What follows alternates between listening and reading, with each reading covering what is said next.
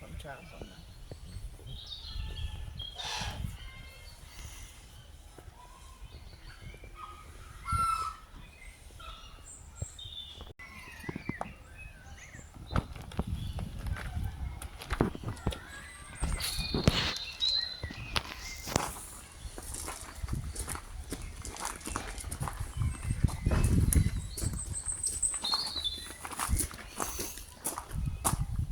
Don't think there's any in there.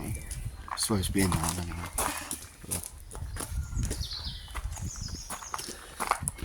Well, nothing's in that one either, and I'm gonna give a massive guess and say I'll come back and look at that side later on. Oh, there it is in the back there. Two of them.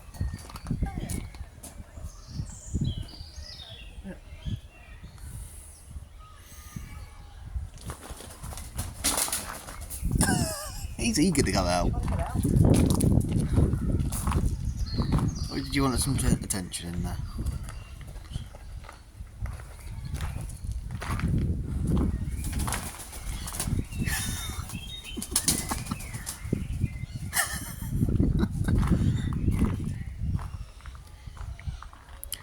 Might as well get them there.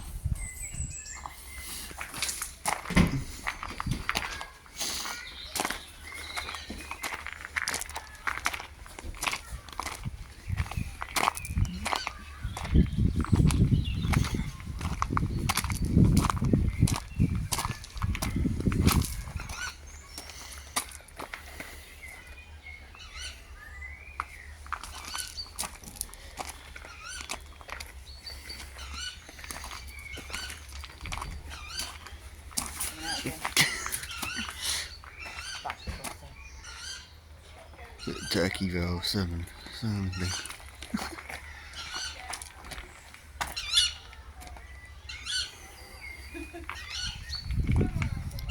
He's busy having it.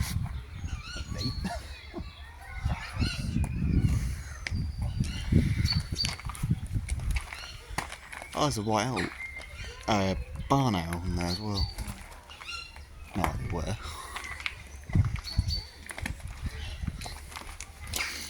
Mountain owl.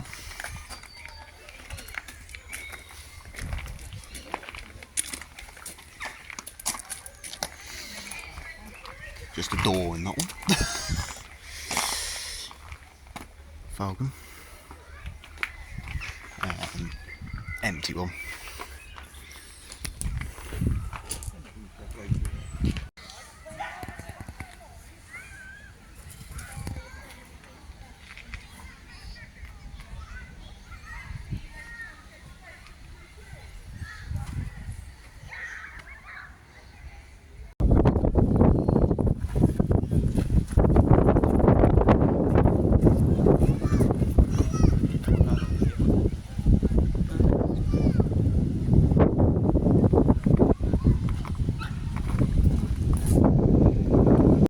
First season, and they see what they do or not. See if it's worth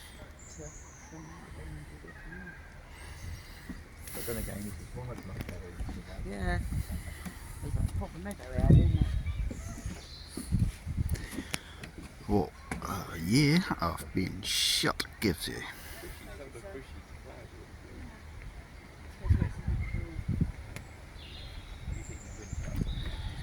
And look at the blossom.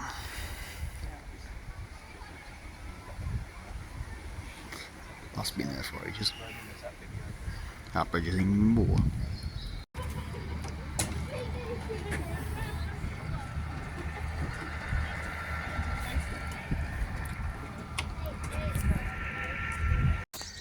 Right. It's a good way to start a show, not being able to turn a PA on, isn't it? Or a headset even. Right, good morning everybody and welcome to our first flying demonstration of the day. Before we make a start, we're going to run through health and safety to make sure you guys remain safe and so do the birds. So the first question, is there any dogs located in the seating area in front of me? We are going to have to ask you to move over to the corner if there is a dog around in the area here. And that is due to the fact that the first bird coming out comes pretty close over the tops of your heads. So we do need to move all dogs from the seats just here for the moment. Oh, there's one over there. She looks incredibly cute. Sorry. We used to have all dogs on our show until we had an Alsatian jump up and try and grab one of the birds out of the air through the benches, so now we just make sure they're a little bit further afield, because it's not always the dog's fault. Could be at school today, it's Monday. Ready to try that again? Who's ready to see some birds? Wasn't difficult at all, was it guys? First time, could have been happier. Right, so the first one coming out here, that's so crackly. Mike, can you just tweak the PA system that I broke again? First one coming out here, she's on a training line this morning. I'm just going to wait for that to be sorted because it is so crackly. Oh, right, you can walk a little bit quicker. The show's going to be over the time you get there and tweak it. It's my husband, everybody. Maybe I should turn it off. Can you please make that's better. Just stand there and hold it the whole time. Be useful. Right, so this one here is Talia. The reason we brought her out this morning, we normally fly her later on in the afternoons or first thing in the morning. That's great, until we want to fly in front of a crowd, and then she's scared of you guys because they're all different, you all look different, you've all got different hats and beards and everything else, and she's terrified. So what we're doing is starting her training process now in front of a crowd. She's got to that level where we're going to move her training on. Mike, can you just stand and hold it just for a second? So if some of you may have seen Eurasian eagle owls, the UK's largest bird of prey, or Eurasia's largest bird of prey, with the owls, and these guys are not, we're not really flying them in the UK anymore. These guys are not from the UK, but they are very much like the cousin, which is the Eurasian eagle owl. So with Colin here, he has a lovely orange eyes. Colin, all the way down. How many of you guys think owls have good eyesight? There's nothing going on, like literally. Hello buddy, you okay? No? No, nothing. Absolutely appalling eyesight guys, okay? So he cannot see directly in front of his face. He's now lost Mike and he's like, where have you found him? There you go. He's trying to way through. This bird will face plant you given the chance, so if he looks like he's going to, please pop your head out of the way. He doesn't really care if he ends up on your hat or your shoulder. So Colin here, he's got lovely orange eyes. People think they only come out at night time. That is completely false. By looking at an owl's eye colour, you've never circled ever. Get off the PA, please. It's broken already. Lovely orange eyes. If people think that they do come out at night time, so by looking at an owl's eye colour, it will tell you what time of day they will come out. Black or brown eyes, night time they're dark, so a nocturnal species. Orange eyes, crepuscular, sunset and sunrise. And if they've got yellow eyes, diurnal, daytime, think of the sun. So they have a shift pattern. They will all come out at different times because they will eat each other. A barn owl will eat a little owl and so on. There we go, I did warn you guys. He doesn't care who he hits on the way through. So you may notice as well that Colin does have some little ear tufts. They stick up on the top of his head when he's trying to locate Mike. They're more of an antenna than his ears. And they are called plumicorns. They're nothing to do with hearing. It was just to symbolise what mood he's in. So it will tell you, a bit like us with eyebrows, you raise your eyebrow or you screw your face up when you're sort of having a conversation, depending on what's going on. He will do the same, but he has his little ear tufts will indicate what mood. If at any point he flares them out and he sort of pans them really flat, he wants to breed with you. So that's when we normally say, right, you're having a couple of months off and we are not going to pop in your enclosure because you would like to breed with the top of your head. So Colin does give you the indication before it does happen. You'll notice as he comes all the way through the crowd today, he doesn't make any noise over the top of your head. So he is a silent flyer. The way these guys render themselves silent is they have serrated feathers. If you think the comb that you brush your hair with, you have the missing parts to allow your hair to flow through, which equals the brushing of your hair. But what happens with him, he has those serrated edges, so he muffles or filters the air instead of beating it, which will make him silent. Also, if you have a look at his feathers at the moment, they are all blowing up in the air there. The slightest bit of wind can really affect his flying. And they have no oil glands, so these guys are a giant sponge. They will soak up all the water, and a barn owl can die within 4 hours with hypothermia in winter if they cannot dry out. So they really do struggle with the conditions. So you're probably wondering how they hunt, because I've told you they can't fly in the wet, the rain, the wind, they cannot sort of sustain themselves at certain times of day. It all goes down to their hearing. So we talk about a barn owl when we talk about the hearing, there's been so many studies. And a barn owl can hear a mouse's heartbeat under still conditions from 3 meters away. They hear high frequency. Their ears are asymmetrical, so one is above the eye on one side and below on the other, which means they're sort of right across the side of their faces, so right the way over there. Once they're over quartering over a field, they normally quarter about 5 to 6 foot. So anything that they go and hunt in the wild is making a high-pitched noise, or a noise that they can hear. And once they've pinpointed where it is, they've caught it. So that's how they're hunting in the wild. Colin, you can see the ear tufts going up. You know he's over there, not me. Not me, that way. Bless him. There we go. So you may have all heard of the wise old owl before. There is no such thing as a wise owl. They are very, very incredibly dim-witted. So one of the most dim-witted species on the planet for problem solving anyway. So we're going to give Colin a round of applause and make his way back. If anyone has any food out, can I ask you just to pop it away quickly? So if any food is out, black wings as well, if you look over the tip of their wings, they are dark in coloration. So in the UK, we are inundated with red kites. So we introduced them to begin with, absolutely amazing. Now, it's been an absolute joke of a release programme in my eyes, due to the fact that they've created feeding stations. Why you'd create a feeding station for humans to feed a wild animal, and then during summer, you're all going to moan when the kites are in your back garden, you can't have a barbecue and your child's been scratched and you can no longer have a picnic because the animals are no longer scared of humans. So I absolutely hate the feeding stations. I think it's something that should never have happened, and I don't like the fact there's no life cycle for the kites anymore. They're overbreeding. And anyone wants to speak about that more after the show, feel free, because if not, I get quite opinionated about it and I don't want to upset anyone. So moving back onto these guys. In Australia, they are found near enough everywhere. They're found near enough everywhere in the UK, but here, the reason they can't be found here is because the red kites bully them back out. We've got too many of them.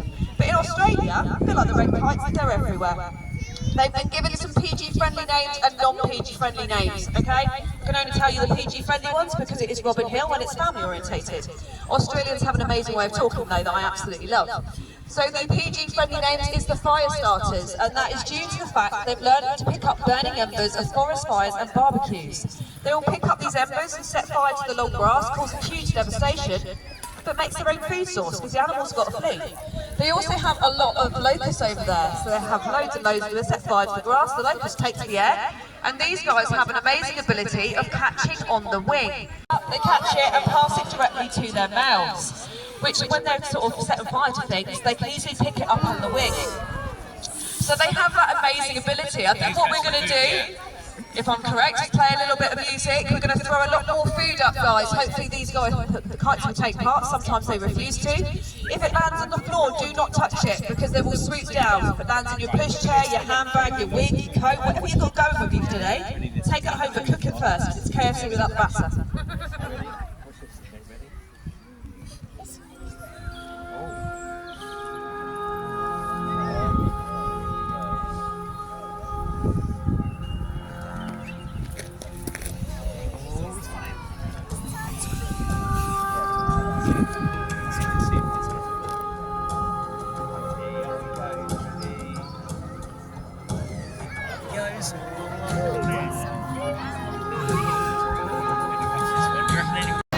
Before you all dart away, there's a few things to let you guys know because we are a new falconry centre at Robin Hill. So since Robin Hill was reopened, a lot of people are thinking that we're the old Robin Hill, that were the paid staff that used to run the falconry centre. completely the opposite. So Lee and John saved us from being closed down as we were at the railway in Haven Street. We lost our land and we had nowhere to go. So we were going to start rehoming the birds and closing the business down. But without those two men, I'm pretty sure anyone on this island are going to agree, they've done a lot for this community, giving Robin Hill back to us as somewhere we can enjoy, especially in myself, because I used to be here as a child and now my kids are running around here somewhere all the time, which is absolutely amazing. So I can't thank them enough. They've given us the foundation of donating the whole centre to us and allowing us to do what we do here. But we need the help and support of everyone that comes to Robin Hill to continue what we to help us continue what we are doing. And that is the fact that we can't charge you to watch the show. We cannot charge you to look around the centre. But we do put on these shows twice a day, sometimes even 3 times a day, and we do ask for donations to see if anyone can support us. Only if you're willing and able, because everyone has their own circumstances. As a mother of 6, I know things can be very tight, and I understand people have their own situations. But if you've enjoyed it and you have any spare change, we really appreciate it. It costs us £3,200 a month to do what we do with our birds, and we are the only centre in the UK that fly every single bird that we own. We don't believe in having a bird in an aviary so it can't come out and spread its wings. It has to come out and have freedom. Same as our ferrets and everything else, they all come out of their enclosures. Animals deserve more than living inside 4 walls. So the other ways to support us is we can take card payments over the till, and we also have the gift shop. Any money spent in that gift shop goes straight back into them. And also we've got QR codes on all of the aviaries. Ferret walking and fly a bird, so get involved. You want to fly a bird and do something a little bit different?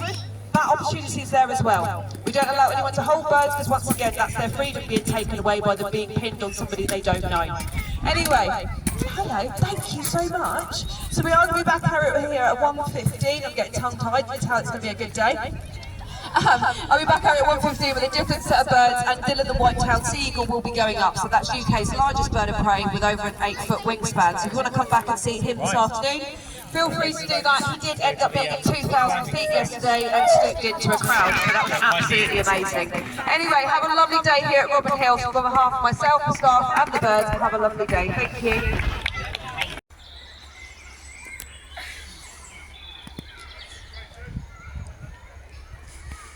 Just a bit of abandoned Robin Hill.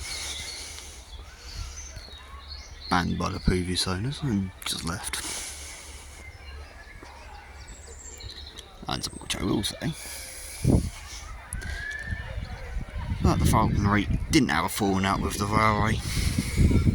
Or at least they didn't get kicked out by the railway, I should say. They left on their own accord.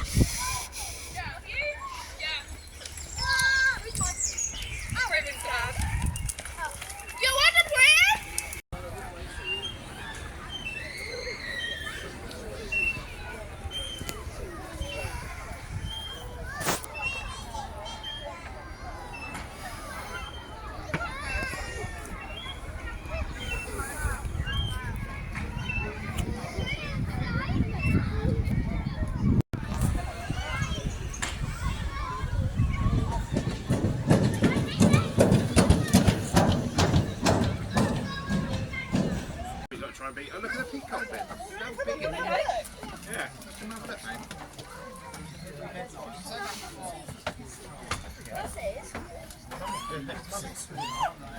Wow, look at the peacock there.